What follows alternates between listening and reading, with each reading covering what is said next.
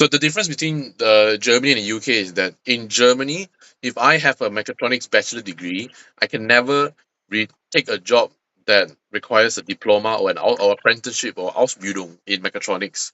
The reason why, because in Germany, if you do an apprenticeship, you have to work, for example, perhaps 5 days a week in the actual place, and then on one day you go to class, for example. It depends, varying on contract.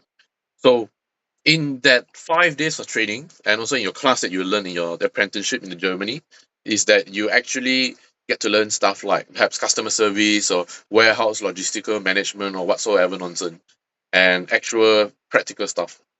And whereas in the bachelor degree we learn mostly theoretical stuff. So in this theoretical stuff, I can only get a job as an engineer. I cannot get a job that is less than an engineer. The reason mainly is that usually it's like that because it varies on companies as well, but usually it's like that. That's the cultural norm. The reason is because it also why Germany respect this quite formal documentation background, as we know Germany likes documentation, is that it gives a sense of job security in Germany. For example, if I as a mechatronic degree holder and I have a job as an engineer, if another person who has never studied that degree at all, even if he knows far more knowledge than me, he will never be able to replace me because it completely on paper doesn't make sense. How can a person who doesn't have a formal education background have more experience in this?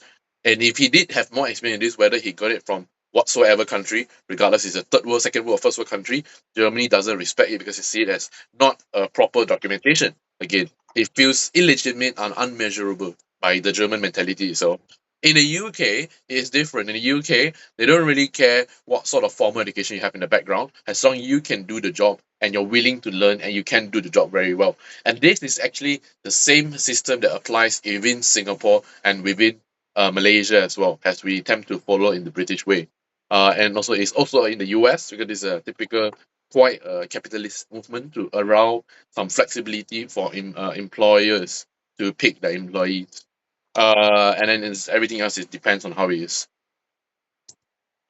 So the UK they found out recently is that a lot of applicants of people who apply for British passports are actually coming with a student visa, and often people, for example, a person from China can take a huge loan from the bank where they pay like £30,000 per year in to study the shittiest degree in the UK, live there for 5 years, get any job they want. Maybe he studied culinary and getting a job as a marketer, for example, because he naturally learned the skill on their own.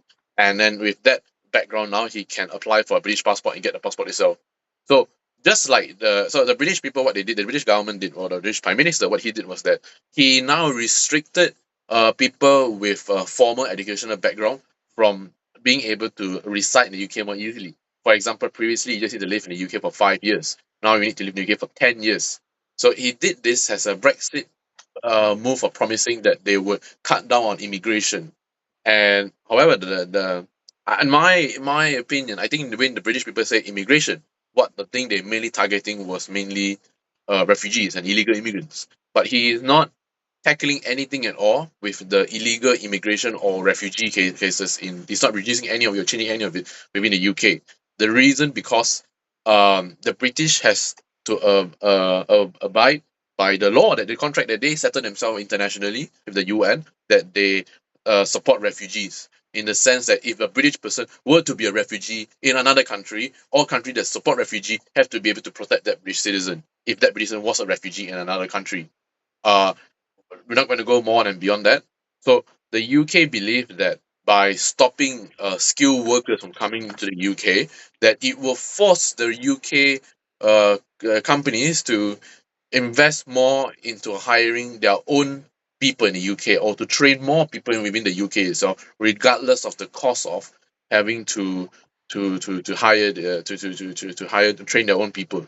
And this isn't something new actually. The UK and Singapore has something very similar is that a certain percent you have to there's certain incentives that people have to abide in order to keep the employment. For example, in Singapore, they say a certain percentage have to be Singaporean within the corporate company. And if you are fitted to work in a Singaporean company and you are not a Singaporean, they will help you to get the Singaporean passport so that they can continue to keep you as a skilled worker. So beyond that, in the UK, if you were a non-British citizen or non-EU citizen, you actually the employer has to pay a little bit more money in order to keep you in, as to prove that you are indeed worthy to keep over their own people. So, so yeah. So, anyways, what I'm saying is that the UK to me is a little bit like a mini US. A mini US is that the US has been so heavily dependent on foreign companies' imports, such as from China and the EU. There's a very funny story. It's like Germany buys a lot of stuff from China and from the EU, and the EU buys virtually nothing at all from the US, almost nothing at all, and that because the EU can is self-sustainable. It's very good. China is so US is so dominant in China. If China decided that I want to create 500% tariff onto the US in 30 years time, they can do it. So Donald Trump, he set up a lot of these tariffs in order to really bring production, to scatter the production and then eventually bring it back to the US. He is actually bringing production back to the US, just in a very disruptive way, because he felt like disruption is the best way to scatter things around. To, as he says it, as like if everybody has a mess, they're too busy trying to see what they're trying